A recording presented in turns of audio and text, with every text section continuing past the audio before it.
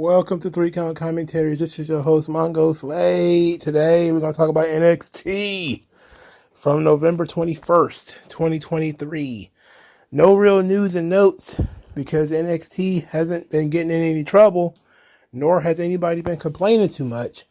Just that they've been doing they've been overperforming in terms of their ratings, and even though they're not as high as they were when they were doing more main roster talent, they're higher than they usually are. So NXT been cooking. They've been doing okay. Nothing major is happening, but they are set to have an influx of talent sometime soon, within the next couple of weeks, because apparently the new PC class is starting to report. So everything's turning up roses for NXT. We can just go right into the show. They start the show, Raw, no Vaseline whatsoever. Noam Dar versus Chad Gable for the Heritage Cup. The match ends in a tie, a most dreadful tie, when Noam Dar wins the first fall in the second round, and Chad Gable wins his fall in the fifth round, and a time limit draw in the sixth. This was a pretty typical match. It was booked fairly well to not really bury either guy. Chad Gable couldn't win this cup, but he also made no sense for him to lose to Noam Dar. So booking it as a tie was fun. The match itself was okay. I think they had a good match, but it was hard for me to get into it because it's hard for me to get into Alpha Academy right now. But what I had no problem getting into was Otis. Because Otis, he had a little bit of a mix-up. At the end, Otis gets into it with Oro Mensah, ends up knocking him down. Maxine Dupree ends up slapping Lash Legend, who was frightened by Otis's gyrating in her direction. She falls into Otis's arms, and it looked like they were going to do the old he kisses her spot, where she didn't want to she didn't want to do it, but he kissed her anyway. You know, the same thing that got nixed from the network when Ric Flair did it to Becky Lynch. It's an old, almost Looney Tunes-like spot that is now verboten in current year. You can't do a forced kiss unless you're, a guy on another guy or something. Then you can, jack off in the middle of the ring, apparently. And nobody has a problem with that. Anyway, this whole thing with shenanigans, it was fine. JBL made the picks, and boy, did he lay it on thick. He picked Carmelo Hayes versus Josh Briggs, and he picked Blair Davenport versus Thea Hale. Now, when it comes to Josh Briggs, he talked about having wrestled Vader, Undertaker, Kane, so many of the other great big guys, and he put Josh Briggs in that category, which made me go, wuzza? Josh Briggs? I understand trying to put the kid over, but damn. Let's slow it down a little bit. Let's not put Vader and Josh Briggs in the same category right now. How about that? I hated Josh Briggs. Well, I liked him when he was in Evolve. I hate whatever it is, that redneck thing he was doing. But he was actually okay tonight. But we'll get to that momentarily. I just want JBL to just kind of relax and not feel the need to lay it on so thick. That could turn people off. He said that Blair Davenport reminds him of himself, and then picks her to go against Thea Hale. So, they do backstage stuff. Trick Williams is willing to be in Carmelo Hayes' corner. Carmelo Hayes is staring off into the distance. He says, I got to take care of this myself. I got to handle it myself. So, he doesn't want Trick Williams' help. Same thing for Josh Briggs. Brooks Jensen and Fallon Henley offered to be in his corner. He said no. He didn't want them. He wanted to handle it himself. So the two of them go out there and they have a pretty good match. Josh Briggs works a different style when he's by himself, and it's actually better. You also see the size differential. This guy is huge. He's monstrous. I forgot how tall he really is. Because since he's been in that tag team wearing them lumberjack shirts, he's been looking like a damn idiot. But he wore a very simple gear this time, and he actually looked more intimidating.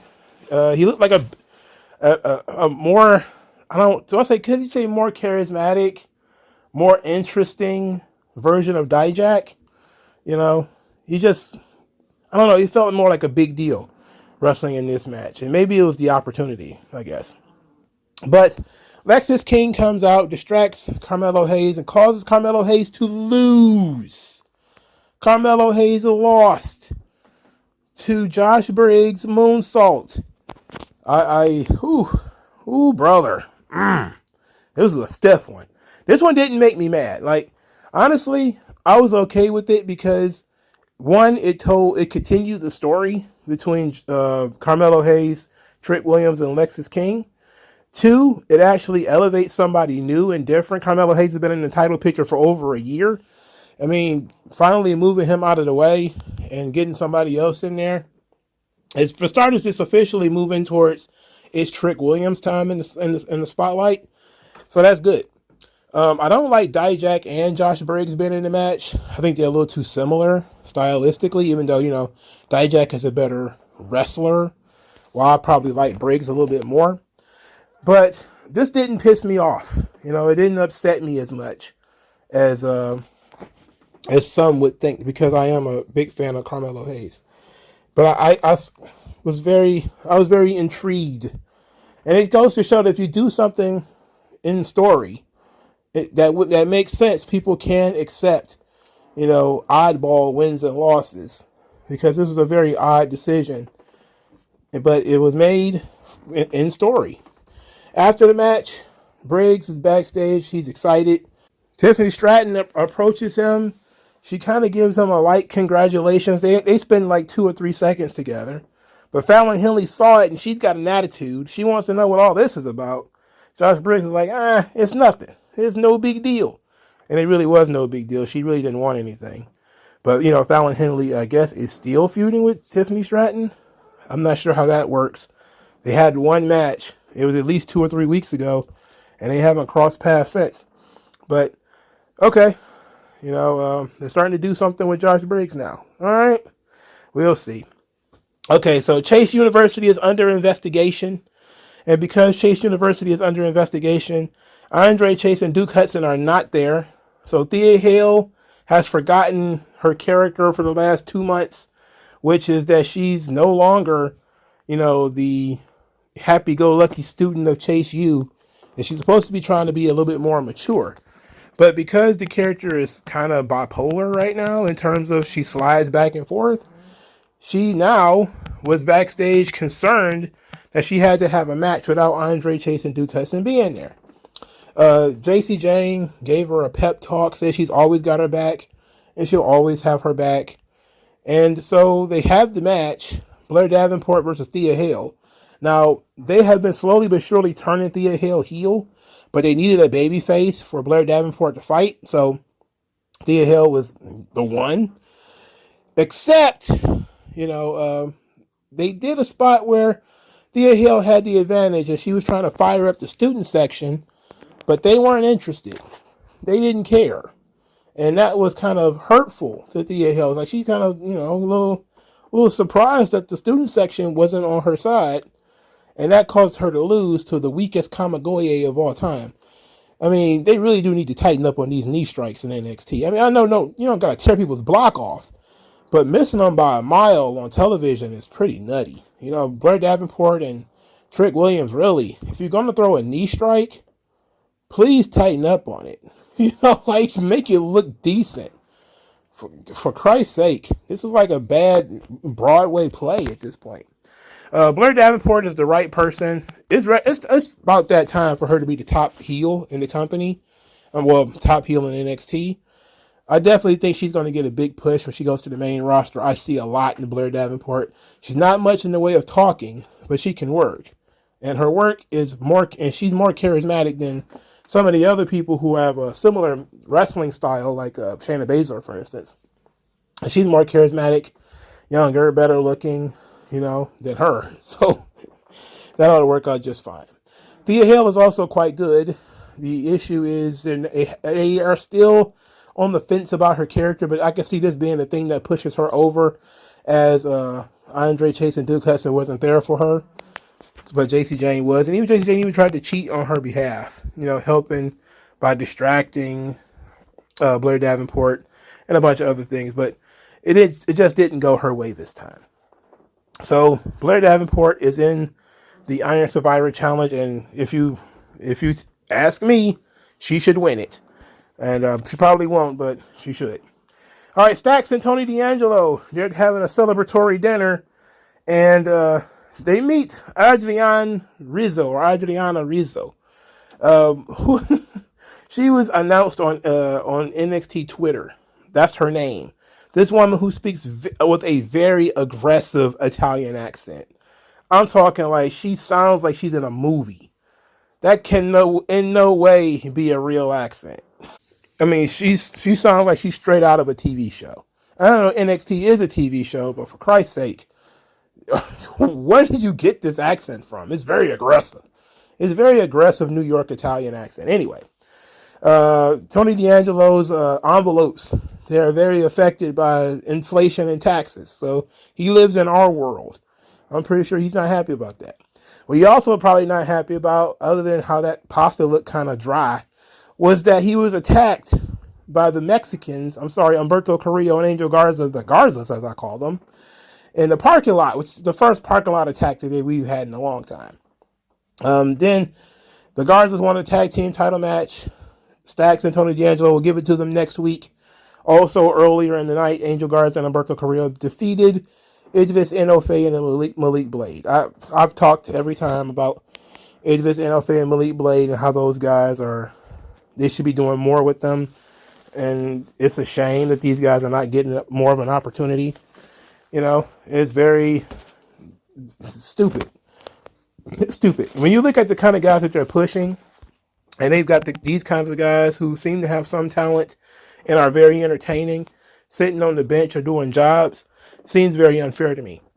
But Humberto and Angel, I'm not surprised that they decided to fast track them in the tag team title match. Not because I think they'll win, but because there's been some whispers that Angel and Humberto are about to get called up again and reform Legado del Fantasma. So this is just kind of something that I've heard. So don't give me any credit for if it comes true, but don't blame me if it don't come true. But apparently they did the breakup of the LWO on SmackDown, and they're going to replace them with a new Legado del Fantasma. So essentially, Zelina Vega, Cruz del Toro, and Joaquin Wilde are going to stay with Rey Mysterio and Carlito, and Humberto Carrillo and Angel Garza will fill their spot, and perhaps there'll be another girl who's going to come in. Some people think it's going to be Elektra Lopez, because Lola Vice is still going to be in NXT because she's about to wrestle for the women's title. So it probably will be Elektra Lopez. And they're going to call up and they're going to put Humberto, Angel, and Elektra with Santos. I love that idea. I think that's tremendous. So if that actually does happen, that's a huge thumbs up to me. That version of the LWO versus this version of Legado del Fantasma, I like that. I love that idea. Something tells me that's not what they're going to do. But if they do, I got to give them credit for it. It's great. It'll also explain why Humberto Carrillo and Angel Garza have kind of been getting treated the way that they have been, in terms of not really been taken seriously. It's because they're not going to stick around for a long time. They're just there to change their character and then be brought back. So hopefully that's the case, but I certainly see them winning the tag team titles next week. So there that go. All right, so they pump faked Xia Li versus Lyra Valkyria. They had Lyra get attacked during her entrance by Xia Li. So then they did the old, can she defend it? Can she really go? With Lyra Valkyria backstage, ice in her face. So then, of course, she could work the match. They have the match in the main event, in which Lyra Valkyria wins the match. So Xia Li 0-2 on the week. You thought they was actually going to take her seriously? Nah. No way. But you knew she wasn't going to win this match. Lyra Valkyria just won the title, so she wasn't going to win this. They could have at least thrown her some bail and got her disqualified in the Becky Lynch match, but she had to get pinned there too. So they spent all this time putting over how she's some epic killing machine warrior, only for her to lose them back-to-back nights. Good job, Triple H and Shawn Michaels. You did a great job. You know, next time you want to make somebody a killing machine, you could also make them a punching bag too. It's stupid. It literally makes no sense. But that's what that's what they insist on doing. I'm not even campaigning for Xia Li to win this match. I'm campaigning for her to not lose 2 nights in a row, for Christ's sake. You could at least had her get disqualified instead of getting pinned both nights. And really just kind of kill whatever threats you may have had for her. But Lyra Valkyria, good wrestler, not much in the way of personality. Very unfortunate. What was not unfortunate was the Von Wagner segment when he went to Robert Stone's house. I mean, Robert Stone's wife is a literal plank. If you watched her act, I guess you could say, she was an absolute plank. Everything sounds forced. Everything sounds fake. Everything sounds like horseshit. The kids, however, even though what they were saying sounded forced, at least they're kids. And they have the excuse of they're children. They're not actors. They're just kids. But the story of this thing is that Von Wagner is uncouth. He shows up in tank tops. He brings brownies that he clearly bought from the grocery store because they have M&Ms on top of them or something like that. And he ate some of them before he got there. He wants to help the kids beat up bullies. He's got bad table manners. It was showing how to, they're going to integrate Von Wagner into Robert Stone's house and Robert Stone's family. It was interesting from that regard, but then they put that goofy music behind it, and the goofy music really what makes everything worse. It all feels like a sitcom at that point, I wish they wouldn't do that. They need to X-nay on the bad music. In any event, it was a character segment to show you who Von Wagner is and to ingratiate Von Wagner into your sympathies because he gets along great with the kids and everything. Otherwise, kind of mid segment. He was, of course, Uncle Von, who is everything fun and uncouth, and the kids wear suits to dinner. It's ridiculous, really. It's really ridiculous. All right, Wesley, he comes out to bore us next. He wants the North American title. He wants to fight Dominic Mysterio. Says that Dominic Mysterio is the lowest form of a human being.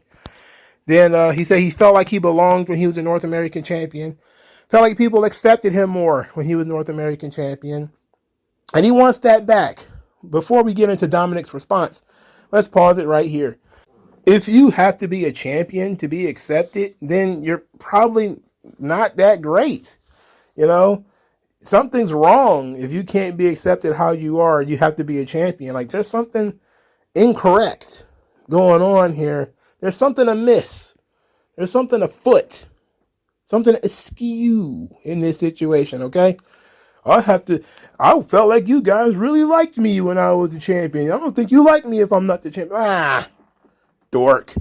Dominic Mysterio comes out and says that Wesley is a loser because he ran down all the matches he lost, which includes the most recent one. But then said that if he beats 3 former North American champions, he will give him one more shot at the title at Deadline. So, the 3 former North American champions are Cameron Grimes, Bronson Reed, and yes, Johnny Gargano. In a fatal 4-way match, the winner will fight at Deadline to face Dominic Mysterio. Now, the story, of course, is that Wesley has to win this match. So, I'm almost certain Wesley will win this match. Who picked the sacrifices? That's my question. Now, it says a lot that Cameron Grimes, Bronson Reed, and Johnny Gargano, 3 guys on the main roster doing absolutely nothing, are going to be thrown on the barbecue for NXT. Very humorous, I might say. Very humorous. What happens if Wesley loses? They should do something slick. Just instead of having to win a match, why don't they just make him put something on the line? You know, like I would imagine Wesley's going to end up winning the belt because Dominic's kind of done everything he can do with it, except maybe help elevate others. So if Wesley's going to win, they should have done hair versus title or something like that.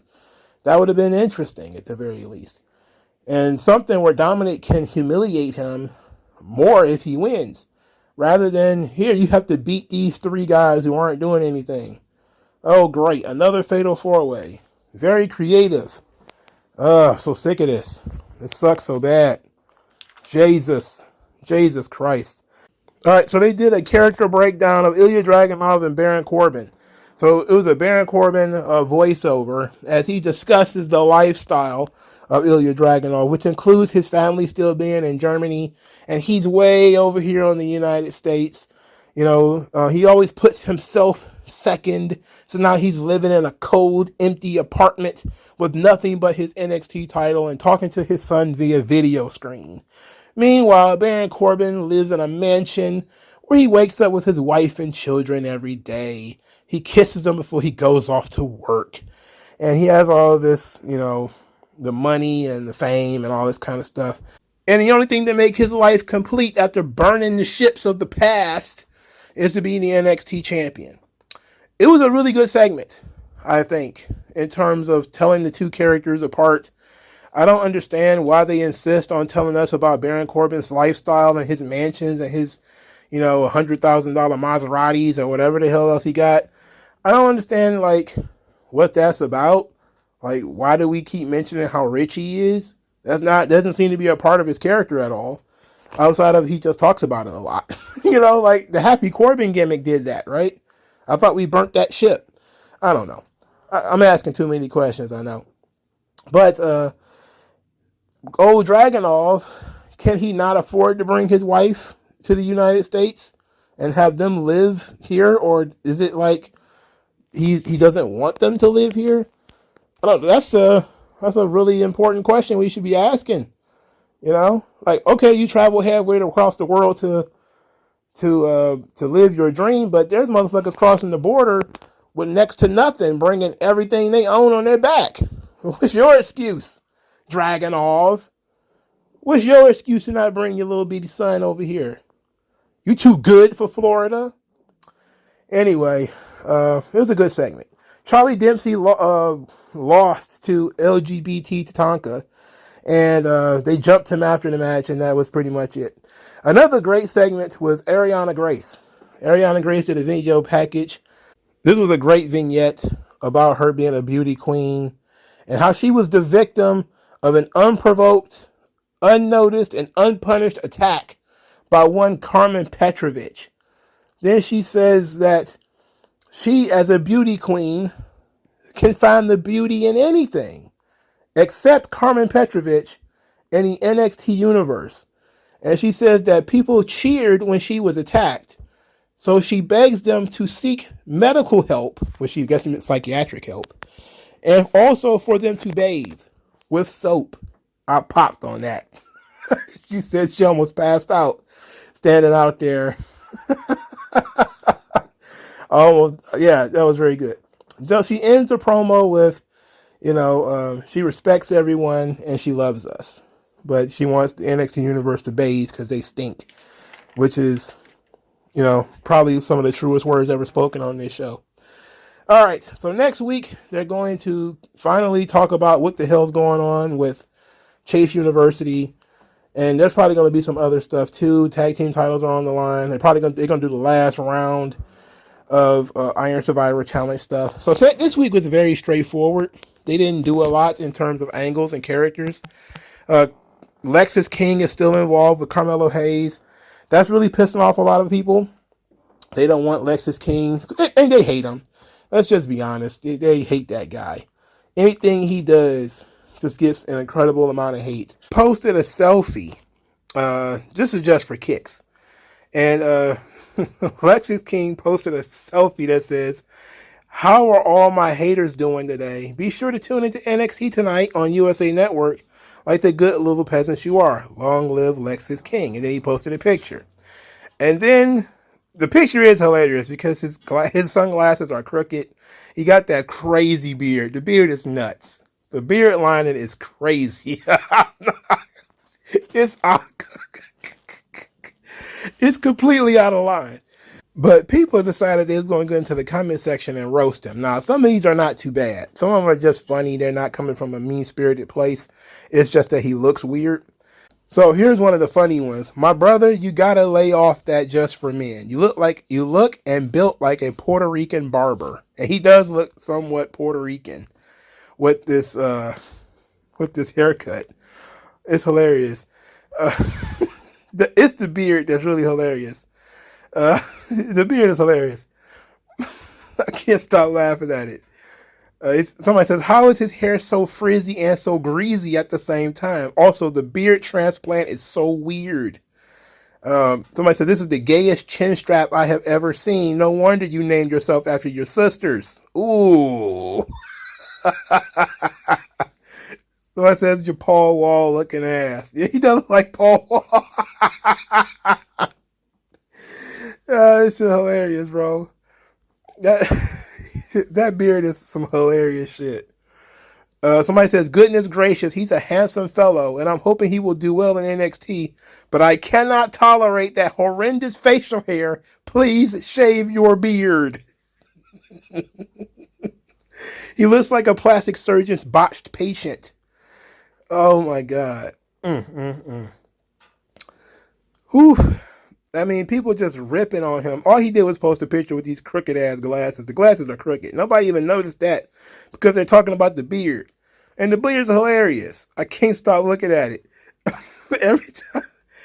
You got to think that he's doing it on purpose, right?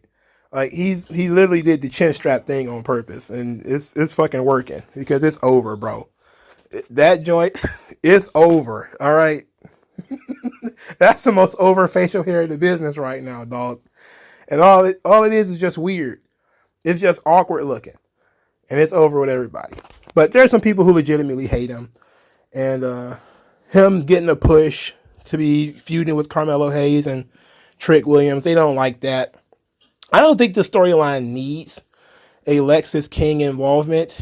But they're serious about him. That's why he's involved. You know? The company seems to be very serious about doing something with Lexis King. And that's fine with me, you know. But they build into that eventual, of course, Carmelo Hayes heel turn, which is coming. Oh, it's coming.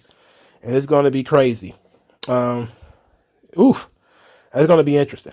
So we got no Braun Breaker this week and only got like 3 seconds of Tiffany Stratton. I did like NXT more when they were the centerpiece of the show. Now, not being so much, it's okay. I am a little perturbed if I can just, fantasy book for a second. I wish that they would do, like, Survivor Series is coming up. Survivor Series is Saturday, or is it Sunday? I don't know. It don't matter. My point is, there is no traditional Survivor Series match on this show. And to me, you got to have at least one. I would give it to NXT. Like, why can't we do an NXT showcase 5-on-5? You know, you got enough people who are involved in storylines to get away with a 5-on-5. Just have Braun Breaker captain a team and Von Wagner captain a team. And then you put, 5 guys, and let them go out there and showcase for, 10 to 15, or probably more than that, about 20, 25 minutes. You have to break up the monotony. I get it. That's a lot of multi-man matches on the show.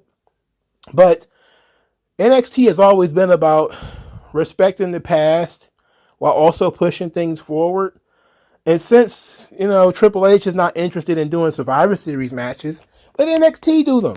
So either NXT should do a Survivor Series-like show, which features like the traditional Survivor Series format, or it should be entered into Survivor Series so that they can do the Survivor Series format even if the main roster doesn't want to do it. To me, it just seemed like it would be fair. It seemed like it would be fun. But what do you guys think? I'll talk to you guys later. Peace out.